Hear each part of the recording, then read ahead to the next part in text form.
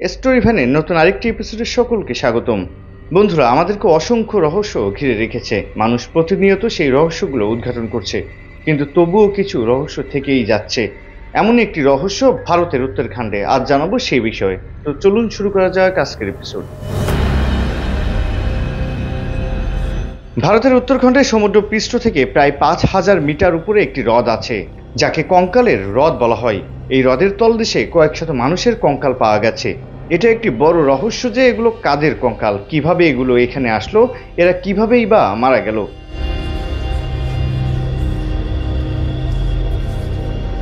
এই হ্রদ ১৯৪১ সালে আবিষ্কার করা হয়। এটা আবিষ্কার করে একজন ব্রিটিশ বনরক্ষক।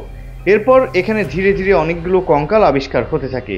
এই কঙ্কাল নিয়ে অনেক থিওরি ও গুজব ছড়িয়েছে জনমনে। আসুন এই কঙ্কাল নিয়ে বিজ্ঞানীদের ব্যাখ্যাগুলো জেনে নিই।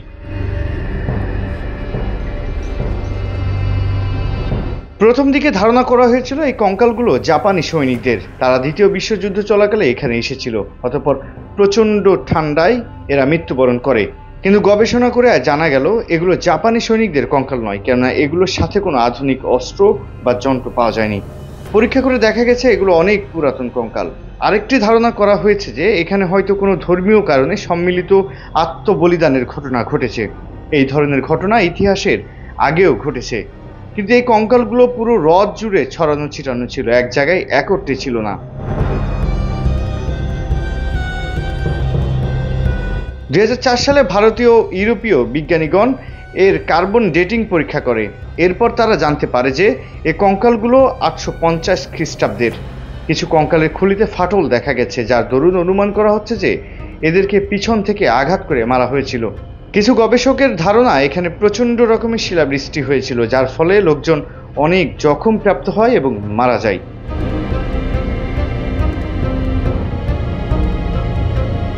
কিন্তু সম্প্রতি একটি নতুন আবিষ্কার হয়েছে।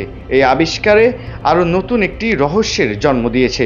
বিজ্ঞানীরা পরীক্ষা করে জানতে পেরেছে এখানে দুইটি ভিন্ন জাতির কঙ্কাল রয়েছে। এদের মরণের সময়ও প্রায় ১০০০ বছরের পার্থক্য রয়েছে। এর মানে এখানে দুটি ভিন্ন ঘটনা ঘটেছে এবং দুইটি ভিন্ন সময়ে এই মানুষগুলো মারা গেছে। মজার ব্যাপার হচ্ছে এখানে কোনো হাতিয়ার বা কোনো প্রকার মানুষ্য নির্মিত বস্তু পাওয়া যায়নি। এর ফলে বলাও যাচ্ছে না এরা কোন জাতির বা কোন সভ্যতার। এটা এখনো অবধি একটি রহস্যই রয়ে গেল।